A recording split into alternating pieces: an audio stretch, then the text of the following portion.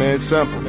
Assalamualaikum. Hari ini kumpulan kami akan membentangkan laporan perkemahan. Saya akan memperkenalkan nama dan ID ahli kumpulan saya. Yang pertama sekali, Afina Zulaika binti Syahriman. Nama ID KBJ 21081038. Yang kedua, Nurit Adriana binti Muhammad Rafi. Nama ID KBJ 21081071. Yang ketiga, Nurul Badriana Hazwani binti Cik Aziz. Nama ID KBJ 2108100630. Yang keempat iaitu saya, Nama Amani binti Azmi KBJ 21081038. Okey, nama saya Nurin Adiana binti Muhammad Rafi. Nombor ID pada saya KBJ 2108101171. Sekarang ini saya akan terangkan pengenalan. Pengenalan ini ada beberapa manfaat yang sesuai untuk kanak-kanak yang baru mula untuk mencari pengalaman dan kemahiran. Contohnya dari kemahiran perkemahan asas seperti dapat memasang kemah, memasak di kem, mengikat simpulan kepada kemah yang lain. Seterusnya, mereka juga dapat memancing, membaca peta dan lain-lain lagi. Seterusnya, perkara ini juga akan dapat membantu perkembangan aktiviti mereka seperti tidak lagi bergantung kepada teknologi permainan dan menghiburkan diri mereka. Baiklah, saya akan serahkan slide ini kepada ahli yang seterusnya. Terima kasih kepada ahli kumpulan saya yang telah menerangkan pengenalan sebentar tadi. Baiklah, untuk sekarang ini kita berada di objektif. Objektif ini bagi yang merangkumi ke semua aktiviti yang dijalankan, dan terdapat 3 objektif yang para peserta perlu mencapai. Okey, objektif yang pertama adalah membentuk memupuk peribadi.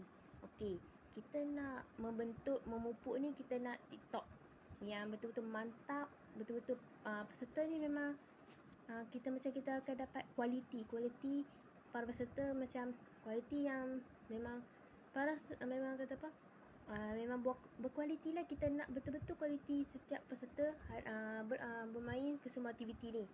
Okey, kita nak peribadi peserta yang mana down, yang mana teruk, kita akan TikTokkan peribadi mereka melalui latihan dan pengalaman serta pengembaraan. Ini semua akan dapat meningkatkan mereka punya kemahiran atau menunjukkan sifat-sifat dan tingkah laku yang mereka ada dalam diri mereka. Kira macam kita nak tonjolkan apa yang ada dalam diri mereka. Walaupun mereka tak ada masa atau tak sempat untuk menunjukkannya, tapi melalui kesemua aktiviti ini kita dapat menonjolkan mereka kepada masyarakat atau sesiapa sahaja. Okey, yang kedua adalah mewujudkan kesedaran dan keyakinan yang tinggi dalam setiap aktiviti ni lah. Maksudnya macam kita nak setiap peserta yang menjalani atau melalui kesemua aktiviti yang dijalankan, nak mereka semuanya sedar dan yakin dengan apa yang mereka buat. Kita tak naklah mereka buat macam alah sambil lewa je pun, kita buat macam aktiviti je pun kan. Jadi kita nak semuanya ada keyakinan dan kualiti di setiap kesemua aktiviti. Okey, yang ketiga adalah kita nak disiplinkan diri mereka untuk bertanggungjawab dan bertanggungjawab di atas pelibatan mereka di semua aktiviti. Macam tu, maksudnya kalau satu kumpulan ada seorang buat salah, jadinya semua kena hukuman. Okey, semua kena bertanggungjawab. Okey, macam mana nak tanggungjawab dan nak yakinkan. Kena macam nasihat kali ni, kau tolong jangan buat kesilapan lagi, tolong jangan ulang. Jadi kalau dia ulang, semua akan kena. Kena seorang ni bertanggungjawab ke atas semua, bukannya dia tanggungjawab di seorang dia, tapi dia bertanggungjawab ke atas semua ni. Macam tu. Kalau betul-betul para peserta semua ni dia betul-betul mencapai objektif, kiranya itu memang terror lah, memang tabik kan. Memang betul. Kiranya macam objektif ni kita bukan sahaja nak buat, tapi memang kita objektif ni berdasarkan ke semua aktiviti yang dijalankan. Sekarang saya akan teruskan slide ini kepada ahli kumpulan yang seterusnya. Okey, saya akan menerangkan bahan-bahan yang perlu digunakan lah semasa melakukan aktiviti. Okey, yang pertama ialah kami menggunakan mata angin, dan yang kedua pula ialah kami menggunakan bendera dan tag. Tag yang untuk kita buat kebaran tu, dan yang ketiga pula ialah kayu. Okey, terima kasih. Itu sahaja daripada saya, Afina Zulaika. Hari ini saya akan menerangkan aktiviti perkemahan. Yang pertama sekali ialah mata angin. Okey, cara nak bermain mata angin ni, lepas kena tahu apa itu mata angin, iaitu utara, selatan, barat dan timur. Okey, selepas lepas tahu permainan ni, cikgu akan bahagikan kepada 6 kumpulan. Setiap 6 kumpulan kena duduk sebaris. Dan setiap kumpulan ada ketua dan penolong. Ketua duduk depan sekali, penolong duduk belakang ketua dan ahli biasa duduk belakang penolong. Okey. Dan lepas semua dah duduk sebaris, setiap 6 kumpulan kena duduk sebaris dan menghadap ke arah utara. Permainan ini akan ikut turutan. Kumpulan yang pertama, kita akan sebut selatan. So, semua murid, penolong dan ahli murid biasa kena pusing ke belakang ke selatan. Lepas tu kalau ke timur, mereka pun kena pergi ke timur. Kalau ke barat, mereka pun kena pergi barat. Okey, bagi yang ahli biasa ataupun penolong yang salah kedudukan, mereka akan kena duduk. Okey, selepas kumpulan pertama dah siap, selepas kumpulan pertama yang dah siap utara, selatan. Okey, selepas kumpulan pertama yang dah siap, kumpulan yang seterusnya akan ikut juga sampai habis. Okey, cara nak tahu permainan ni yang mana yang kalah dan menang. Okey, kumpulan yang banyak duduk tu, kumpulan tu yang kalah. Kumpulan yang banyak diri tu, kumpulan tu yang menang. Itulah cara bermain mata angin. Baiklah, saya akan serahkan slide ini kepada ahli seterusnya. Terima kasih kepada Nak Amani. Sekarang ini saya akan terangkan cara-cara bermain tangkap bendera. Okey, permainan tangkap bendera ni kena bermain di kawasan yang lapang dan kena bahagikan kepada 2 kumpulan. Contohnya kumpulan A dan kumpulan B. Okey, kumpulan A dan kumpulan B kena cari penanda di bahagian tengah-tengah. Tak kisahlah cari kayu ke apa-apalah untuk bagikan kepada dua kumpulan. Macam 2 pasukan lah. Ni pasukan A, ni pasukan B. Maknanya benteng di bahagian tengah-tengah dia. Seterusnya setiap pasukan ni kena sorot bendera tu dekat di kawasan di sekelilingi mereka. Lepas tu apabila setiap kumpulan tu kena bagi tahu pergi, maknanya masing-masing daripada kumpulan A dan kumpulan B berebut untuk mencari bendera di pasukan yang lain. Seterusnya apabila nak tamat je masa tu, kita akan kira berapa setiap pasukan tu dapat daripada yang mereka berebut daripada kumpulan-kumpulan tadi. Maknanya apabila kumpulan tu paling banyak bendera yang dapat, maknanya dia lah pemenangnya. Okey, itu saja daripada saya. Baiklah, saya akan serahkan slide ini kepada ahli yang seterusnya. Baiklah, terima kasih kepada ahli kumpulan yang telah menerangkan aktiviti yang sebentar tadi. Okey, sekarang adalah aktiviti Pterodactyl. Aktiviti ni dia memerlukan satu kumpulan tapi bebas berapa ahli pun dan bermain dalam tempoh bukan 1 jam, dia macam bebas nak ambil berapa jam sekalipun. Dia tidak tetap dan tidak terhad. Okey, dia perlu kumpulan ni perlu menyebut satu jenis perkataan yang dipilih dengan menunjukkan pelbagai reaksi. Nak reaksi marah pun boleh, sedih pun boleh, senyum atau segala-galanya, sehingga dia tidak menunjukkan giginya kepada peserta lain secara sengaja ataupun sedar. Macam tu. Okey, aktiviti ni kita nak setiap peserta yakin dan sedar dengan apa yang peserta tu bermain aktiviti ni.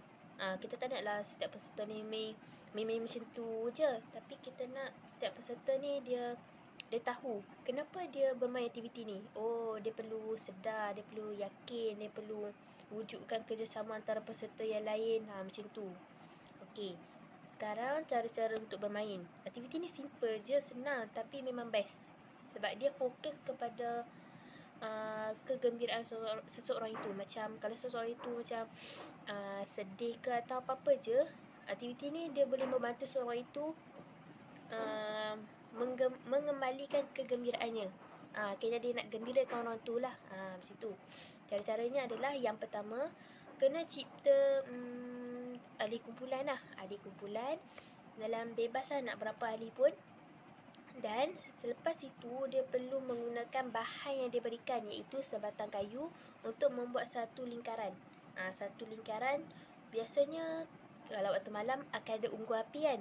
Unggun api akan berada di tengah dan membuat satu lingkaran besar. Tapi dia bergantung pada beberapa bilangan ahli kumpulan lah. Okay, kalau besar kena buat besar, kalau kecil kena buat kecil. Okey, lepas buat lingkaran tu ada peraturan tertentu. Peraturan ni adalah peserta ni dia boleh senyum, ketawa dan segalanya sehingga dia tak macam apa tu, orang macam okey, peserta satu dia buat riak wajah dia apa semua, tapi dia sedar, dia macam apa, dia tak sedar, dia sedar tapi dia macam dia tunjuk gigi tapi dia gelak sebab dia terbayang gigi dia ni kan.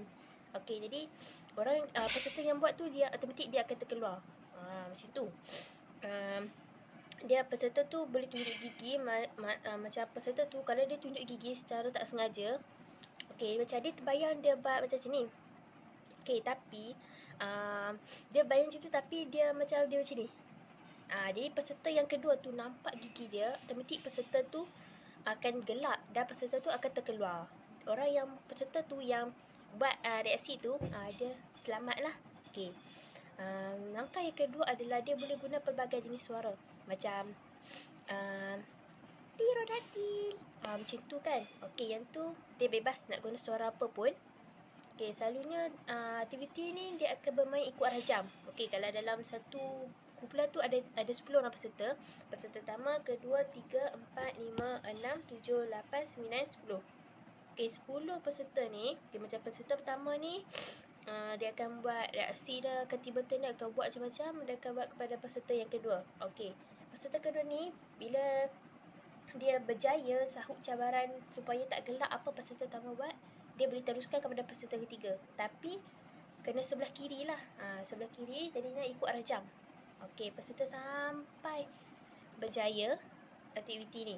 Macam berjaya tu macam peserta tu semua boleh buat lah. Macam tu.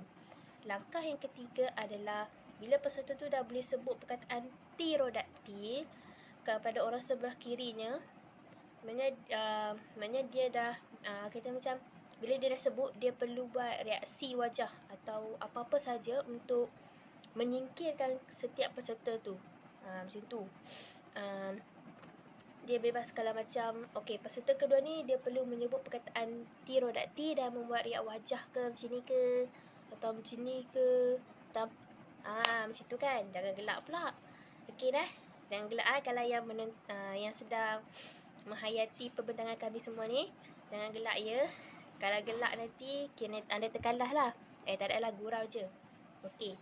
Okey, kalau macam dia sebut perkataan tirodaktil sambil buat riak wajah macam mana sekalipun, kena macam peserta dua dia buat riak wajah, dia sebut perkataan tu tapi dia yang terkeluar. Okey, automatik dia yang terkeluar. Jadi peserta pertama dia akan teruskan pada peserta ketiga pula. Macam tu, seterusnya macam tu.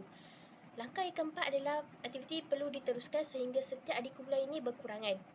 Okey, langkah yang terakhir adalah apabila semua aktiviti ini diteruskan, maknanya kena tinggal seorang sahaja peserta yang mana dia lah satu-satunya pakar dalam aktiviti tirodaktil. Okey, peserta ini dinobatkan sebagai juara aktiviti tirodaktil. Okey. Jangan ada yang tergelak ya aktiviti ni. Kalau masa buat aktiviti ni jangan ada yang tergelak ya, supaya anda tunjukkan yang anda ni yakin boleh buat aktiviti ni. Okey. Sebenarnya itu sahaja daripada saya. Baiklah, slide ini akan diteruskan kepada ahli kumpulan yang seterusnya. Terima kasih kepada Pak. Okey, seterusnya saya akan bagi tahu aktiviti tag kumpulan. Okey, yang pertama, dia kena pilih 2 pemain, dipilih untuk menjadi pasangan IT. Dan pasangan ini kenalah berganding bahu dan berlari bersama untuk menandai pemain lain.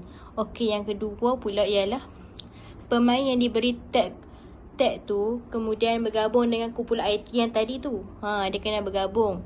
Dan yang ketiga pula ialah apabila kumpulan mempunyai 4 pasangan, macam 4 pemain lah macam tu kan, mereka perlu berpecah menjadi 2 pasangan untuk menanda kumpulan lain untuk kita berikan tag tu kepada orang lain pula. Okey, yang seterusnya kumpulan lain tersebut terbentuk dan kena terbelah pada nombor genap. Kalau kita main tu kita kena bagi jadi nombor genap macam tu. Sehingga setiap pemain diberikan tag. Macam tu lah permainan dia. Senang je. Boleh try.